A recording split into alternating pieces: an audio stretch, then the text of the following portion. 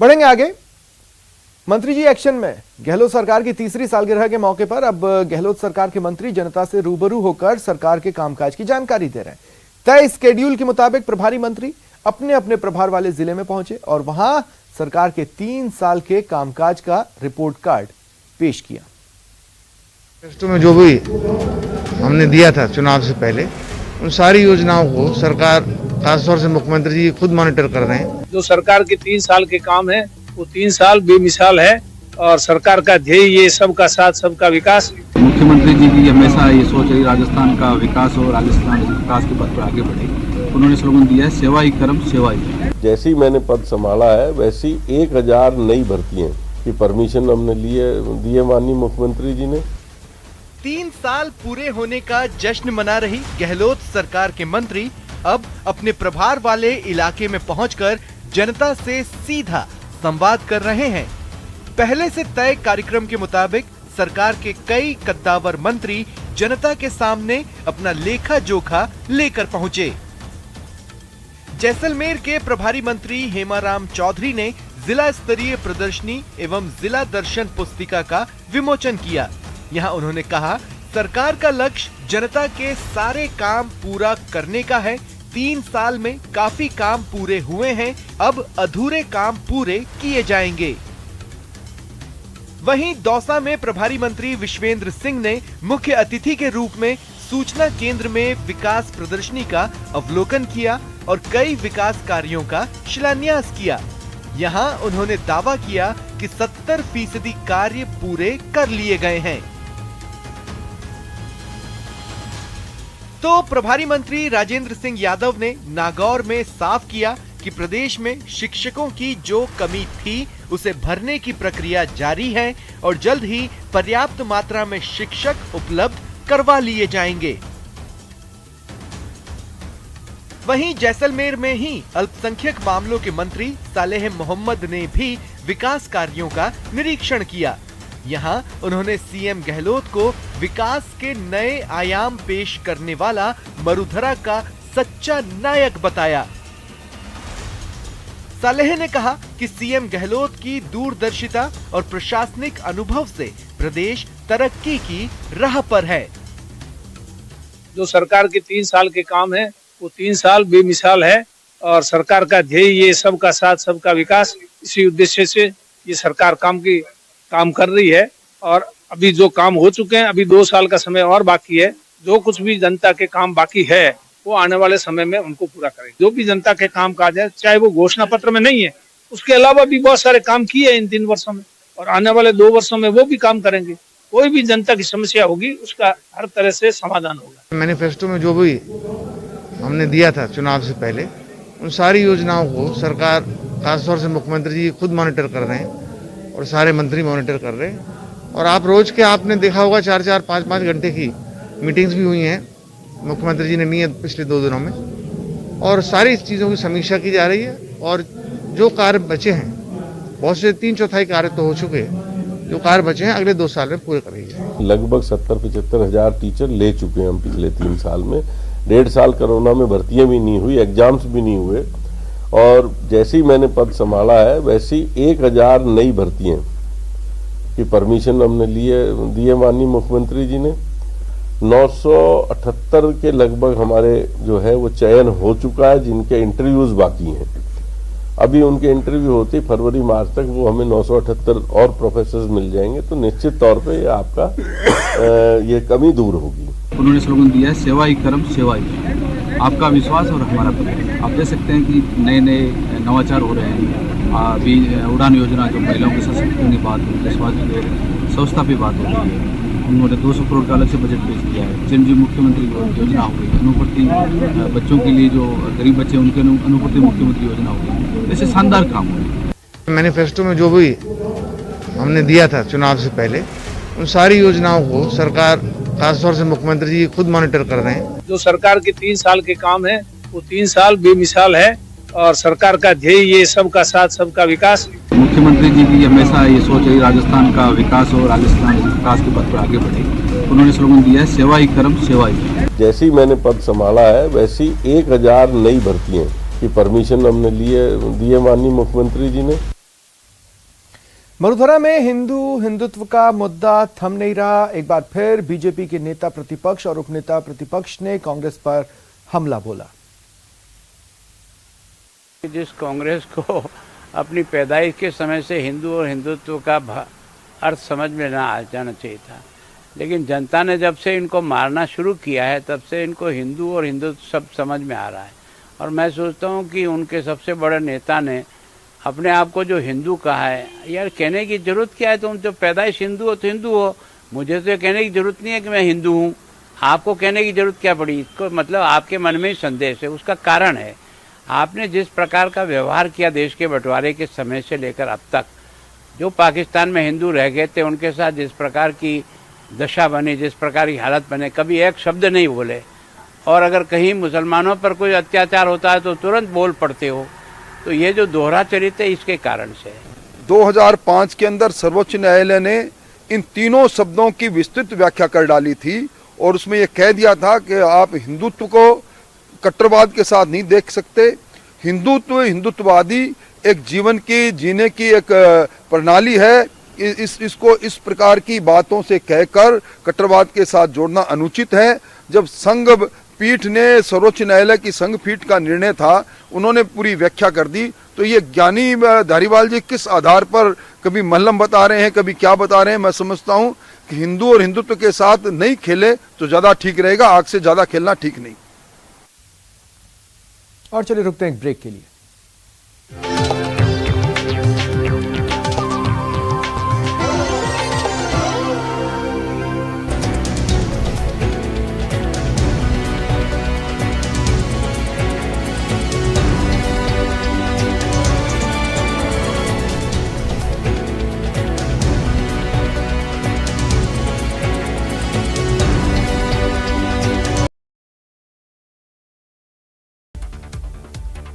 संसद के शीतकालीन सत्र के आखिरी चरण में पहुंचने से पहले आज बीजेपी के संसदीय दल की बैठक हुई। केंद्रीय गृह मंत्री अमित शाह के अलावा केंद्रीय मंत्री सर्बानंद सोनोवाल समेत बीजेपी अध्यक्ष जेपी नड्डा भी इस मीटिंग में हिस्सा लेने के लिए पहुंचे।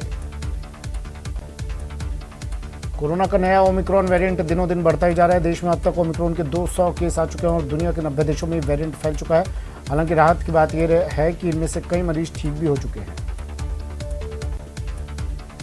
देश में बढ़ती ओमिक्रॉन की आफत के बीच यूपी के रामपुर में विदेश से लौटे 98 यात्री लापता है। रामपुर स्वास्थ्य विभाग इन यात्रियों को इंटेलिजेंस की मदद से ढूंढने में लगा है।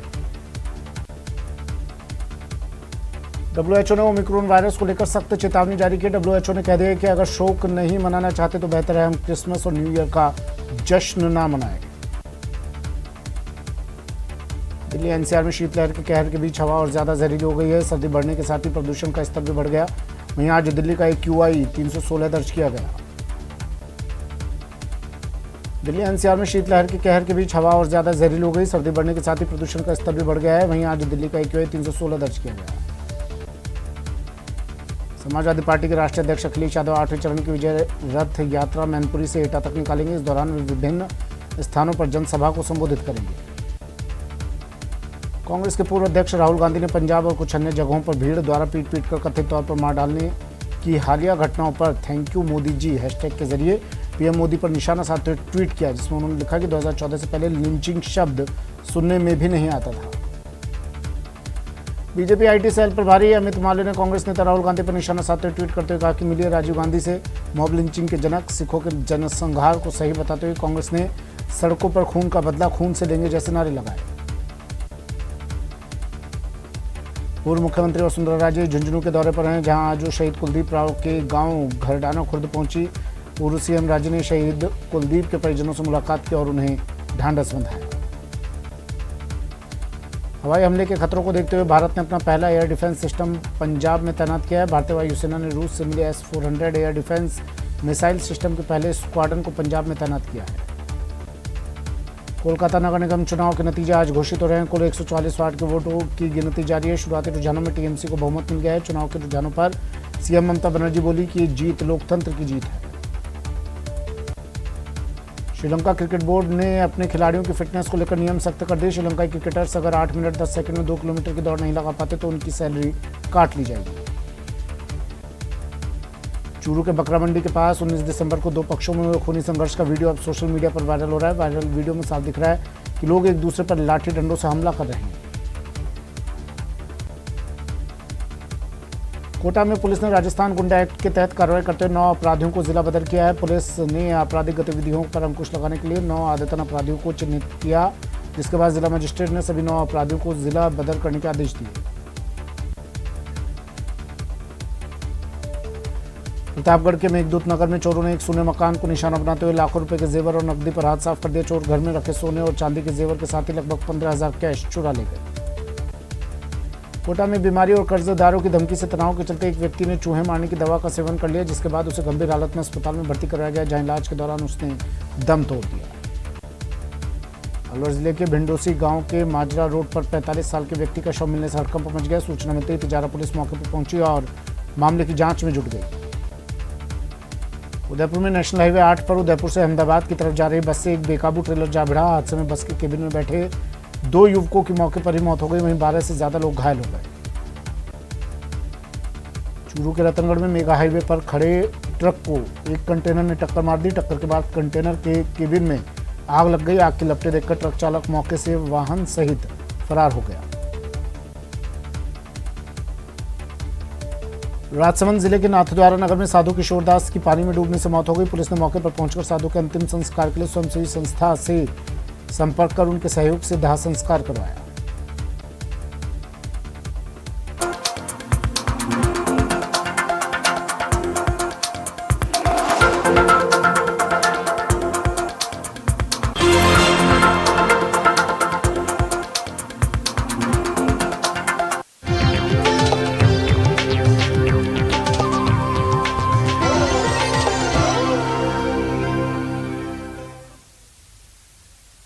झालावाड़ जिले के खिलाड़ियों ने बीते दिनों गोवा में आयोजित Asian raw power lifting championship में देश और प्रदेश का नाम रोशन करते हुए कई वर्गों में बेहतरीन प्रदर्शन कर गोल्ड और सिल्वर मेडल हासिल किए।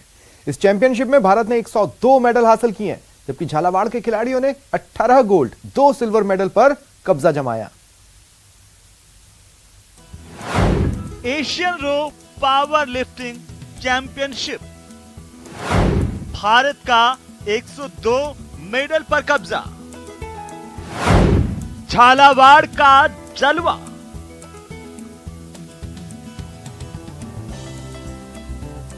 ये हौसले की उड़ान की तस्वीर है।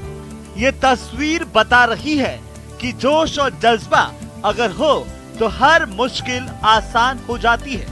जी हां, ऐसा ही कुछ झालावाड़ के खिलाड़ियों ने करके दिखाया है। एशियन रो पावर लिफ्टिंग चैंपियनशिप के विजयी चैंपियंस का गृह जिले झालावाड़ पहुंचने पर खेल प्रेमियों ने गर्मजोशी से स्वागत किया और शहर भर में ढोल धमाकों के साथ उनका जुलूस निकाला। इस दौरान खिलाड़ी खुली जीप में अपने गले में मेडल पहनकर तिरंगा हाथ में लिए चल रहे थे। तो झालावाड़ से 18 गोल्ड और 2 सिल्वर लेके हम वापस लौटे हैं और 4 स्ट्रॉन्गमैन, 3 स्ट्रॉन्गमैन 1 स्ट्रॉन्ग वुमन। जो सबसे पहला जो स्ट्रॉन्ग आया वो है अंगदजीत सिंह ने यूथ कैटेगरी के अंदर एशिया रिकॉर्ड तोड़ते हुए सिर्फ 8 से 10 साल की एज के अंदर 90 kg की डेड मार के एशिया रिकॉर्ड ब्रेक किया और 2 गोल्ड मेडल जीते। उसके बाद जो हमारे पास स्ट्रॉन्गमैन ऑफ एशिया है वो है बलराज सिंह, जिसने 11 से 14 साल की उम्र में अपने ही रिकॉर्ड को तोड़ते हुए और स्ट्रॉन्गमैन ऑफ एशिया का खिताब हासिल किया। इस प्रतियोगिता में जिले के अंगद सिंह ने 8 से 10 साल आयु वर्ग में 90 किलो वजन उठाते हुए एशिया रिकॉर्ड तोड़ा और स्ट्रॉन्ग मैन ऑफ एशिया का टाइटल जीतकर 2 गोल्ड मेडल हासिल किए। वहीं सीनियर 35 साल आयु वर्ग में मनप्रीत कौर ने बेंच प्रेस में गोल्ड मेडल हासिल कर स्ट्रॉन्ग वुमन एशिया का टाइटल अपने नाम किया। बलराज सिंह ने 11 से 14 आयु वर्ग में 2 स्वर्ण पदक हासिल कर स्ट्रॉन्ग मैन ऑफ एशिया का खिताब अपने नाम किया। इसके अलावा जिले के कई अन्य खिलाड़ियों ने भी राजस्थान की ओर से परचम फहराते हुए स्वर्ण और रजत पदक हासिल किए। काफी सालों से इनकी मेहनत रही है। खिलाड़ियों के साथ लगातार ये कई वर्षों से मेहनत करते आ रहे हैं बचपन से लेकर के अभी तक इन्होंने हमें ट्रेंड किया है और एशिया लेवल जैसे कंपटीशन में हमने मेडल जीते है, तो कहीं ना कहीं हम इसका पूरा श्रेय गुरप्रीत सिंह जी राणा को देते हैं। देसी खिलाड़ियों से बहुत टफ चुनौती मिली है, विदेशी खिलाड़ियों से हमें सीखने का मौका मिला है। वो बहुत अच्छी तरह से खेलते हैं। हमने इस गेम में एशिया गेम में हमने गोल्ड लगाया है और वो नेशनल में भी लगाया। सबसे बड़ा सहयोग है मेरे सर गुरप्रीत सिंह जी का, जो मुझे सहयोग करते हैं, मुझे हर वक्त सहयोग में रखते हैं। झालावाड़ जिले के खिलाड़ियों के द्वारा अंतर्राष्ट्रीय प्रतियोगिताओं में शानदार प्रदर्शन करने पर खेल प्रेमियों में भी खुशी का माहौल है।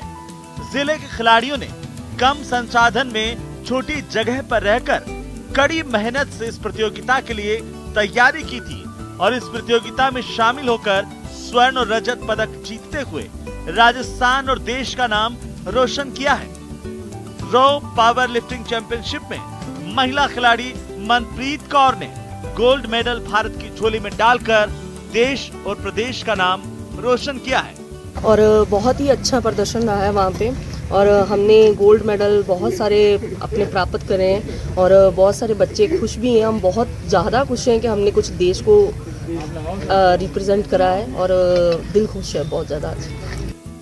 टोक्यो ओलंपिक में भारत के अच्छे प्रदर्शन के बाद खेल को लेकर नजरिया बदला है। अब पढ़ाई लिखाई के साथ साथ खेल पर ध्यान दिया जा रहा है। झालावाड़ के पावर लिफ्टर की सफलता की कहानी कह रही है कि अब खेलों में भारत को मेडल वीरों की कोई कमी नहीं रहने वाली है।